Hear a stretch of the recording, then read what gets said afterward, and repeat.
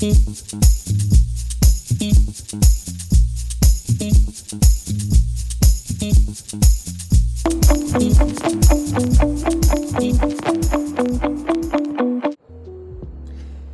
you ever caught yourself shrinking? Maybe biting your tongue when you know you should speak? Playing small because you're afraid of rejection, failure, or what people might think of you? I've been there, but here's the truth. Playing small isn't protecting you, it's costing you. Today, I want to talk about why shrinking back is dangerous and how you can step fully into your power. Welcome to the Jamie London Clay Show. I'm Jamie, aka Lady Soul, aka The Don. And every week, I will help you grow stronger in purpose, sharper in vision, and freer in truth. On this show, we flow through 3 segments. First, empowering me, empowering you, where I give you breakthrough coaching for your soul and your spirit and your success. Then I have the Jamie Unfiltered segment. That is my raw, uncut commentary on culture, life, and faith.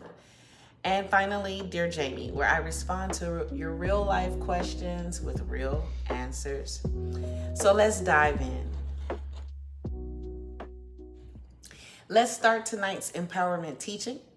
Why playing small is costing you and how to step into your power. So many of us are living half versions of ourselves. Not even half versions. We're not even living any version of ourselves. Not because we're not capable, and not because God didn't put purpose inside each of us, but because we're afraid of rejection, of judgment, afraid of failing in front of people who are going to be critical regardless. They're going to be critical whether you step out or not. And they're on the sidelines. They're not even in the thing with you, right? Here's the truth, though. Playing small robs us of opportunities and delays our destiny. For me, playing small has never really worked for me. It always come to bite me in my butt later. So I had to learn how to step forward. Like now, I'm stepping forward and fulfilling my purpose. Regardless, I don't need nothing to nobody, not even myself, holding me back from my purpose and my destiny God given to me. The job you didn't apply for because you thought you weren't qualified. The book you never wrote because you thought no one would read it. Like, think about that. The business you haven't started because you're waiting for perfect conditions, or you're waiting for yourself to be perfect. See, every time we shrink, we delay the future God is calling us into. Confidence comes in play because confidence doesn't come before the step. It grows when you act. Waiting for confidence before you move is like waiting for a paycheck before you apply for the job. That was a tough lesson I needed to learn. It doesn't work that way, right? You have to step forward. You have to show up for the job anyway, and you build confidence as you go. So confidence is built by doing, by taking messy action, by showing up, by learning as you go. And here's the last point: purpose. Purpose is not polite, but it's powerful. Purpose isn't here to fit neatly into other people's comfort zones. People will always want you to fit into their comfort zone when you're walking in purpose. But purpose stretches you. It disrupts the room. It demands to be heard, seen, and lived. You don't need to apologize for your calling, for your purpose, for who you are, especially when you're becoming your best self, when you're in the middle of your situation and you're aligning and becoming, and no one else understands. If you're ready to stop shrinking and start rising, I created a powerful tool to help you. It's called the Empower Breakthrough Activation Journal. You can get it. It's on my website. You can go to jamielondonclay.com to download it and start your journey of walking and boldly in your purpose and walking boldly in who you are and no longer shrinking back. Also, you can read the full article on my blog I wrote on tonight's subject, Why Playing Small is Costing You, and how to step into your power. In that blog, it'll have more detailed information that will help you along your journey. So I hope that I said something here that will change your life. Now, empowerment doesn't just happen on the inside. It also shows up in how we navigate the world around us. And you know me, and if you don't, you'll learn. I can't empower you without talking about what's happening in our culture. So let's get into tonight's Jamie Unfiltered. All right, let's get real and urgent. The truth remains that wealth is racial justice. I repeat, wealth is racial justice. For generations, systems have been stacked against Black Americans specifically. Discrimination in housing, hiring, education, and access to capital. And yet, we still rise. But here's what we must realize. We can't wait on systems to free us.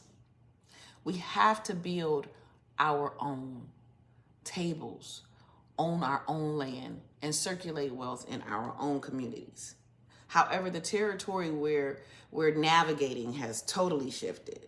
Let's talk about how the current administration policies affect this truth and what this means to us as Black Americans in this country, all over the United States, and if you live in Chicago, here in Chicago too.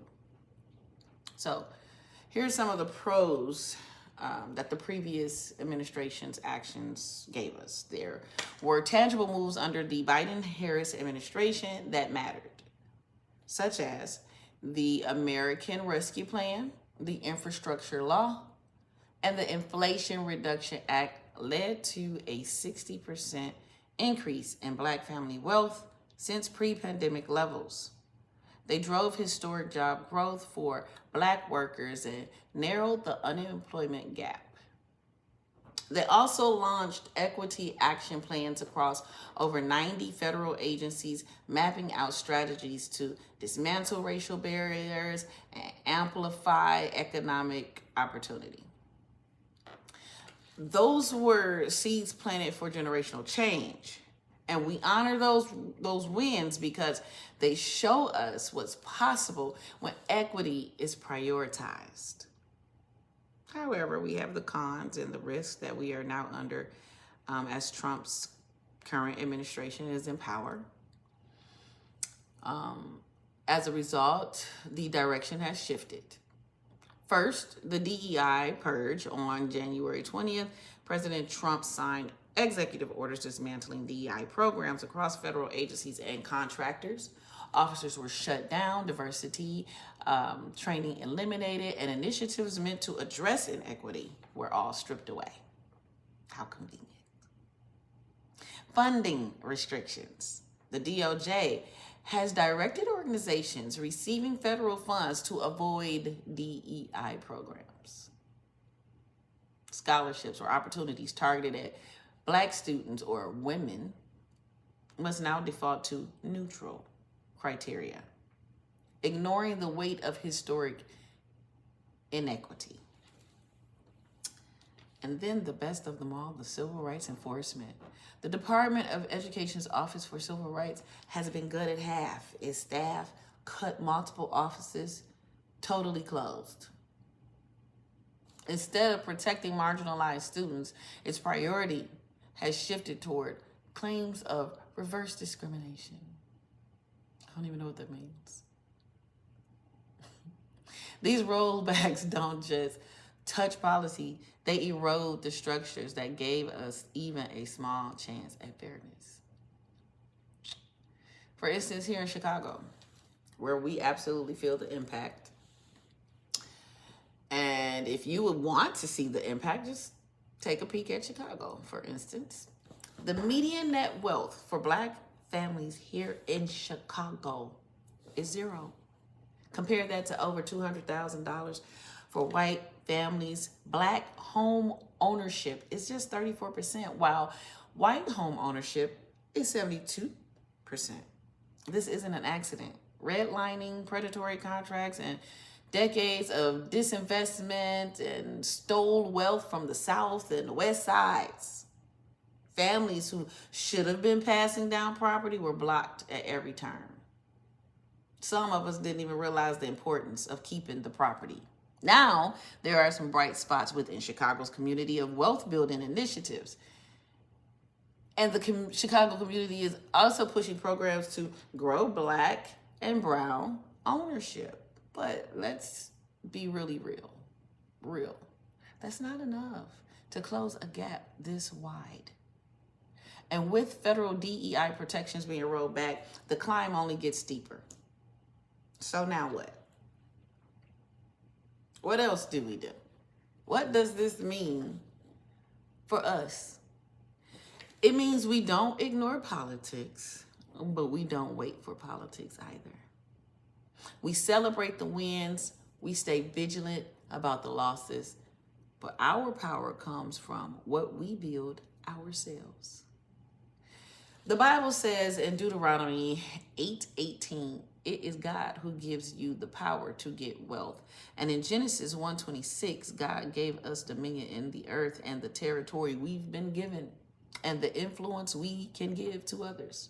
That means the power is already inside of us. The skills, the creativity, the resilience, those are divine deposits.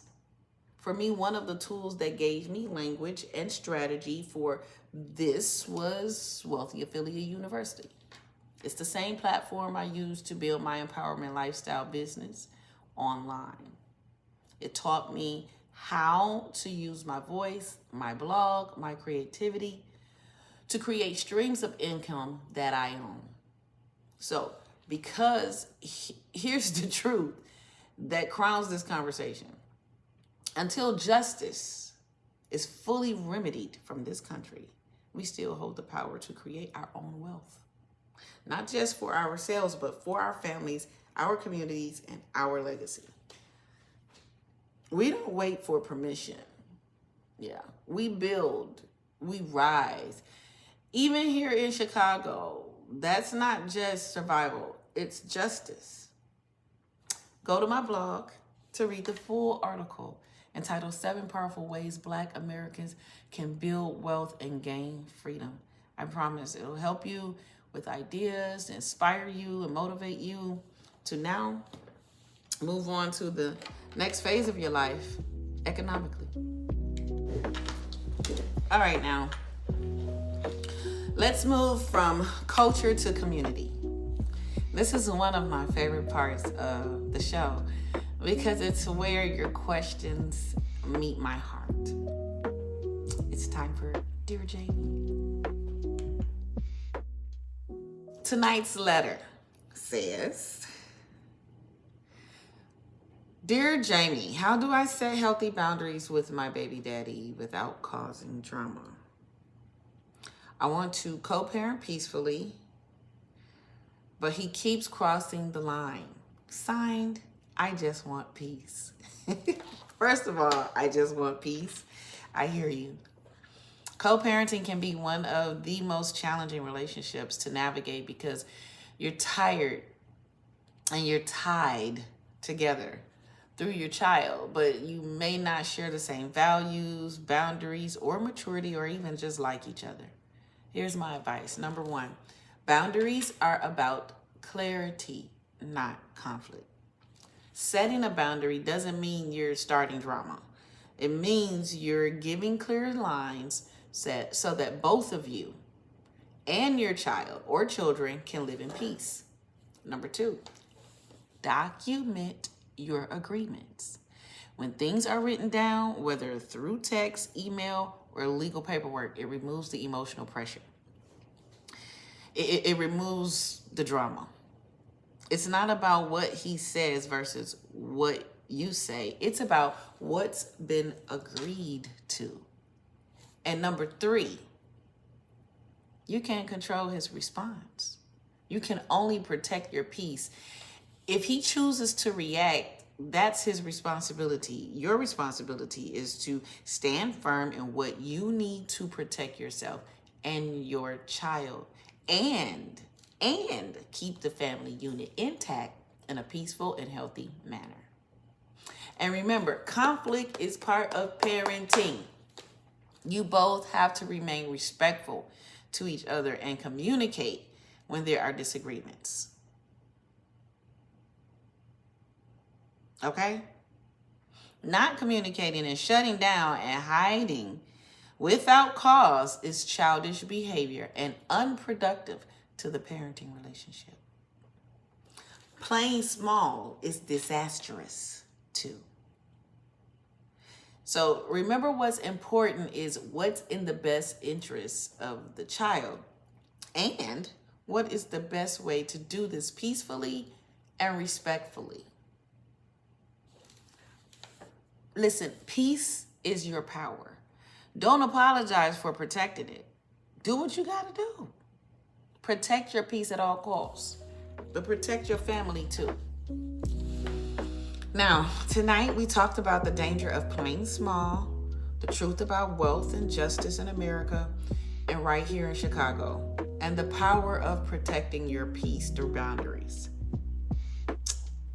Different conversations, but one truth.